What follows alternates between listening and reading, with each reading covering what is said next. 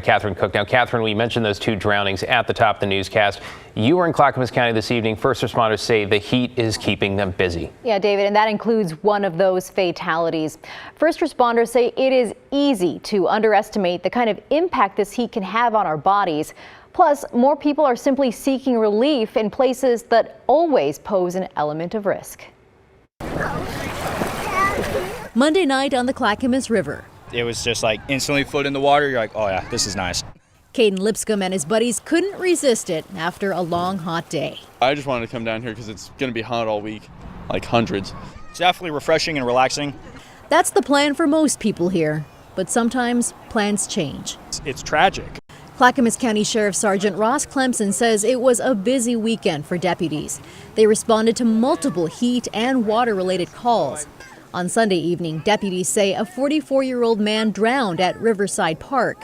They say he jumped off a cement water intake in the middle of the river and didn't come up. A Clackamas Fire water rescue team recovered the victim.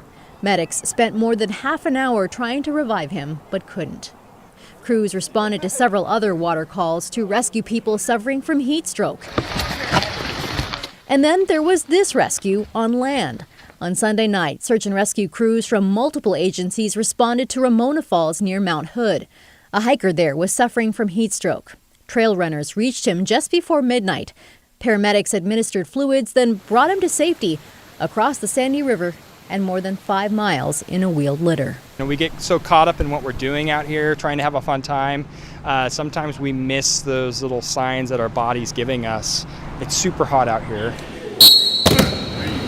Elbows in, ready.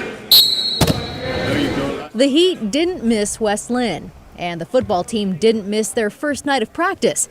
They just brought it inside. We just told our parents, communicate plan A, plan B, and we're doing B. Head coach John Eagle says everyone seems to get it. The heat index just tells us we can't be outside. That includes athletes. Like, some coaches, instead of being all trying to be hardcore, like, you go anyways, there's looking out for us, making sure we get the best out of what we can do, but we're still getting a lot of great work in, And there's always Tuesday. Trying to beat the heat tomorrow, so we got 6 a.m. practice now. It's all good, though, The heat's sticking around all week, and with it, a good chance of more emergency calls. These guys Not coming down here alone. don't want to be one of them. Don't try to show off. That can lead to some problems. You've heard it before, but first responders say it is so critical to wear life jackets. Kids always, but also adults when you're in the water. They say most of the calls they respond to in these conditions would not have turned into emergencies if those involved had been wearing life jackets. David? Yeah, it's a really good reminder, and we cannot say it enough. Catherine, thank you so much.